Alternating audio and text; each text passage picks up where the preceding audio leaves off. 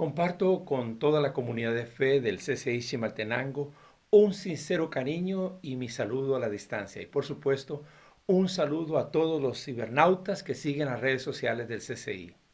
Aprecio mucho la invitación que me hiciera el pastor Reyes y su familia para participar en este espacio de consejo y apoyo a la vida de familia, sobre todo en el contexto de la pandemia que nos obliga a estar físicamente aislados. Saludos de parte del CCI Costa Rica para todos ustedes.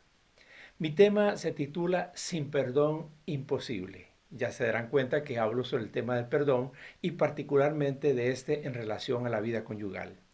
Y quiero comenzar afirmando un hecho tan real como los conflictos.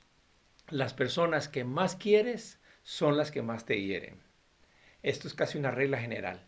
Me hace recordar la afirmación del proverbista que dice, confiables son las heridas del que ama.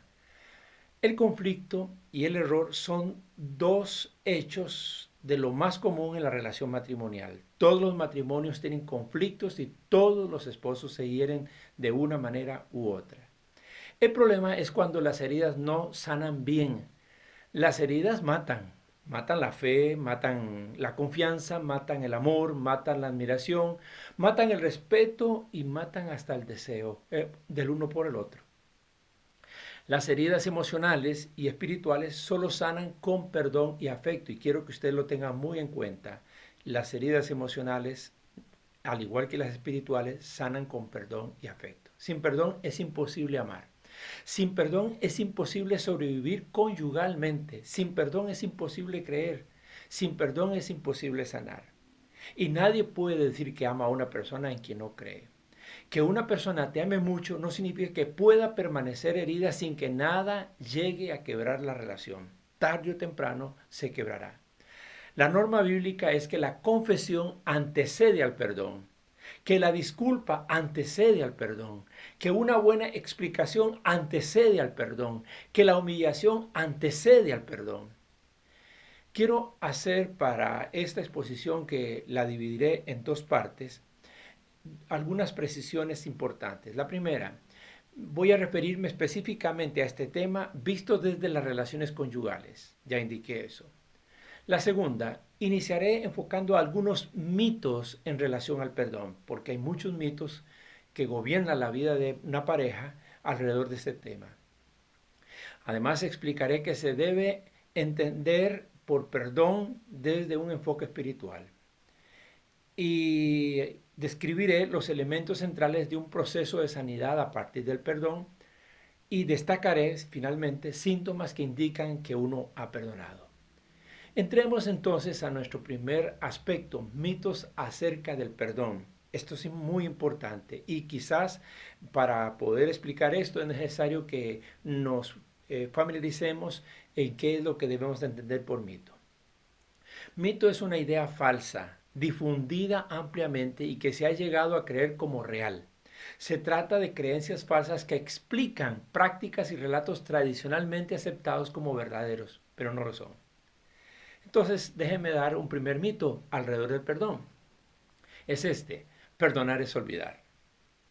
Perdonar, pero no necesariamente es olvidar.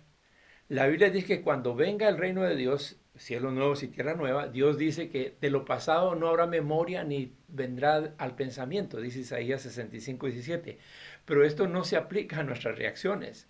Perdonar no significa necesariamente olvidar. Perdonar es no usar más la memoria para desquitarse con el ofensor. Perdonar significa que ya no usaremos la ofensa como un recurso para marcar la separación entre nosotros dos. Segundo mito: perdonar me hace débil. Al contrario, la persona que perdona demuestra una gran fortaleza de espíritu y de carácter. No perdonar debilita. Es la sociedad la que califica de débil a una persona que aguanta y deja pasar, porque la sociedad es proclive a la venganza. Tercer mito: si perdonas, abres la puerta para que te vuelvan a herir. La única puerta que abres con el perdón es la puerta de la sanidad. Jesús enseñó que cuando una persona en la tierra perdona, las puertas de la gracia en el cielo se abren. Si tu cónyuge te agrede repetidamente, considera el problema no solo que está en ella o en él, sino también en que tú lo permites. Como enseña Pablo en 1 Corintios 7:15, nadie está sujeto a servidumbre sino a vivir en paz.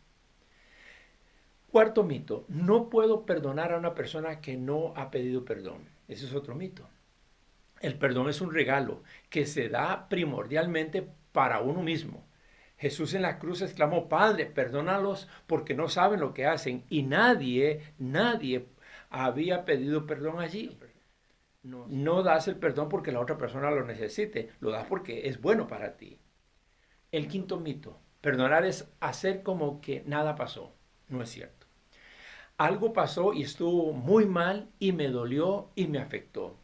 El principio para sanar una herida es aceptar que se está herido. Perdonar no es un asunto de disimular. Sexto mito. Si la herida es muy grande, no se puede perdonar fácilmente. En realidad, ninguna herida es fácil de perdonar. La voluntad y el amor que necesitas para perdonar una pequeña herida es la misma voluntad y amor que ocupas para perdonar una falla grave. Solo la sociedad establece cuantificaciones a las ofensas, pero en un corazón correcto eso no es así. Séptimo mito. Para perdonar hay que superar el sentimiento de la herida primero. Probablemente perdonarás y por un tiempo seguirás teniendo tus sentimientos afectados. Se perdonan los hechos y se perdonan las personas, pero los sentimientos que se desprenden de esas heridas podrían tomar más tiempo en sanar. El objetivo del perdón no es hacer sentir bien al ofensor. El objetivo del perdón es sentirse uno bien. Octavo mito. Uno no debería perdonar la misma cosa una y otra vez. Ese es otro mito. Esto es lo ideal. Y no porque no se deba, sino porque lo que uno esperaría es que la otra persona no vuelva a herirnos del mismo modo o de la misma manera o por la misma razón. Pero no es realista. En el proceso de maduración de las personas poco a poco van corrigiendo sus conductas, lo que implica que podríamos volvernos a herir hasta tanto no cambiar uno mismo. Noveno mito. Si perdono a esa persona, ella tendrá que cambiar. De nuevo, eso es lo ideal, pero una cosa debe ser vista distinta de la otra. Yo no cambio a nadie. Debo renunciar a ese intento de ser yo quien a base de perdonar haga que el otro cambie. Perdonar no significa exigir lo que el otro no está dispuesto a dar de manera voluntaria. En no pocas circunstancias uno perdona incluso a una persona que no está sintiendo realmente necesidad de ser perdonada, pero la perdona porque uno lo necesita. Y un décimo mito, el perdón llega con el tiempo. Aunque perdonar puede ser parte de un proceso, el perdón no llega automática y progresivamente por el simple hecho de dejar pasar el tiempo. En el perdón hay que ser intencionales. A veces, más bien, el dejar pasar el tiempo lo que produce es acrecentamiento de emociones negativas como el resentimiento, la amargura y la ira. Así que ahí están estos 10 mitos. Ahora, me concentro en la pregunta, ¿qué es perdonar? El perdón es una decisión personal. Comencemos por allí. Repitámoslo. El perdón es una decisión personal. Uno no desea, uno no siente, uno no anhela, uno decide perdonar. Pertenece no al campo de los sentimientos, sino al campo de la voluntad. No obstante, para que esa voluntad opere, uno debe acudir a su sensibilidad personal, a su inteligencia, a su juicio personal, a su fe. Segundo, el perdón es una deuda cancelada. ¿Han observado ustedes el Padre Nuestro? Dice, perdona nuestras deudas como también nosotros perdonamos a nuestros deudores. Mateo 6:12. El concepto bíblico del perdón es que es una deuda que ha sido cancelada. Nosotros hemos sido perdonados por Dios porque Cristo canceló en nuestro lugar nuestras deudas. Facturas canceladas son facturas incobrables. Las facturas canceladas no se retienen. Pueden existir algunas variables. Por ejemplo, alguien me debía y me pagó. O alguien me debía y otro pagó. Alguien me debía y le perdoné la deuda. Son las posibilidades. Tercero, el perdón implica renunciar al concepto de justicia y derecho de querer vengarse. El perdón es justamente la reacción alternativa que uno tiene en lugar de vengarse. Las relaciones matrimoniales no se deben llevar a base de desquites y chantajes. Perdonar demanda renunciar. Algo de uno muere cada vez que perdona. O le muere el orgullo, o la petulancia, o la altivez personal. Lo que no debe ser mancillada es la dignidad, la fidelidad y la integridad personal.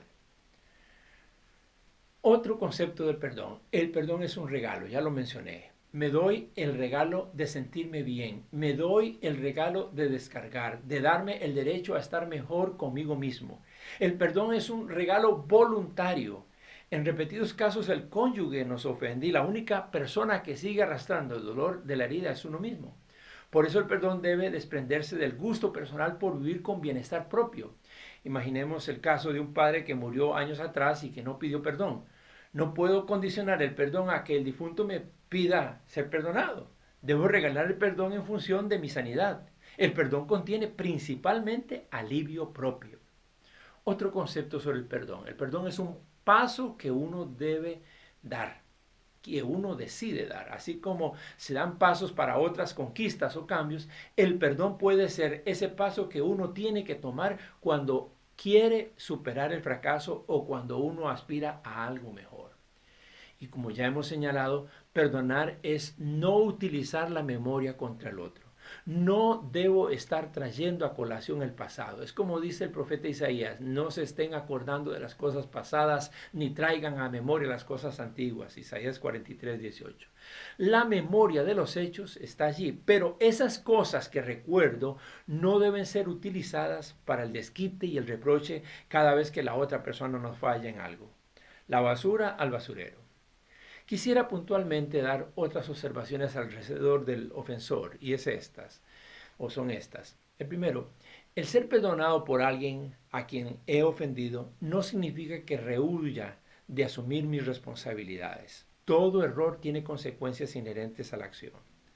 Segundo, el ser perdonado debe convertirse en un desafío a mejorar mi conducta o actitud de tal manera que me haga una mejor persona. Arrepentimiento viene del griego metaneo, que significa cambio de mentalidad.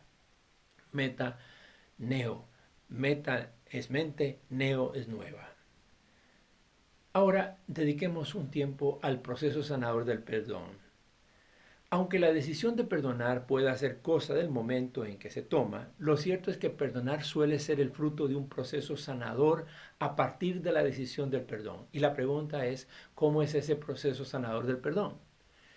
Primera acción, reconocer que estoy herido o lastimado. Por ahí comienza todo. Muchas personas se amparan en ideas religiosas que les llevan a la negación. No, esto a mí no me duele, a mí esto me va. Eso no es saludable. Cuando reconozco que estoy dolido, estoy aceptando la realidad de haber sido herido. Eso no es pecado. Segunda acción, identificar las emociones que esta herida ha generado. Estoy triste, estoy enojado, estoy desilusionado, estoy amargado, estoy lastimado. Suele suceder que nuestras reacciones ante la ofensa pueden ser más graves que la ofensa misma. Uno debe identificar sus sentimientos, no sea que esté sangrando por otras cosas ajenas a la ofensa. La tercera acción, aceptar y enfrentar las consecuencias de la ofensa. La ofensa en sí es dolorosa, pero en muchas circunstancias sus consecuencias son más dolorosas y no tengo que evadirlas o negarlas. A la hora de perdonar debo entender que las consecuencias también deben ser asumidas con un sentido de propósito en la vida. Cuarta acción, decidir perdonar. Esta decisión debe estar libre de presiones y debe basarse en convicciones personales. Ni siquiera la buena actitud del otro debería ser la causante de que yo decida perdonar. Es una decisión propia y voluntaria. Eso sí, tengo que decidir con cuál clase de perdón perdonaré. ¿Con mi perdón o con el perdón de Dios? Prefiero lo segundo. Quinta acción, combatir los pensamientos destructivos por pensamientos constructivos. Es hacer un combate haciendo un intercambio.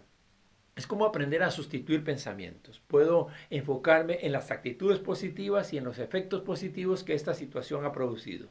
Uno debe enfocarse en encontrar ganancias en medio de la adversidad. La sexta acción, restaurar la confianza. En otras relaciones, uno no está obligado a volver a tener la relación como antes. Hasta puede ser mejor, pero en el matrimonio tiene mucha importancia el restaurar la confianza con esa persona que uno ha estado dispuesto a vivir el resto del camino. Esa acción es algo a lo que el ofensor debe contribuir significativamente. Ahora, finalmente, ¿cuáles son los síntomas para saber que he perdonado? Voy a destacar varios. Uno, la herida no me sangra ni me duele. Tengo la cicatriz, pero ella ya no sangra ni duele. Algo aprendí de todo esto. Recuerdo hechos, pero no me sangra ni me duele. Segundo síntoma importante, dejo de jugar el rol de víctima. Esto no es para poder agradar a los demás, sino para no permitir que mi herida me victimice a tal punto que todo sucumba ante ella y yo crea que todo el mundo me debe algo. El tercer buen síntoma de que he perdonado es que tengo mejor capacidad para enfrentar la ofensa. Estoy madurando. Estoy aprendiendo a no dejarme derribar por las ofensas ajenas. He decidido que no todo me lo voy a tomar a pecho. Ahora soy mejor en las negociaciones y en las concesiones. Puedo pedir y dar mejores explicaciones sin irrespetar y denigrar y alzar la voz y hacer groserías. En muchos casos las reacciones del ofendido son más graves que la ofensa del ofensor. Cuarto síntoma importante para saber si he perdonado. Sigo siendo yo mismo. Las ofensas suelen sacarnos de nuestro lugar, de nuestras creencias o convicciones, de nuestros valores y de nuestras costumbres. Cuando las ofensas y sus ofensores ya no alteran lo esencial de mí, entonces sé que estoy sanando. Lo importante al perdonar es que la ofensa deje de controlar nuestro comportamiento. Así que mis amigos, sin perdón es imposible.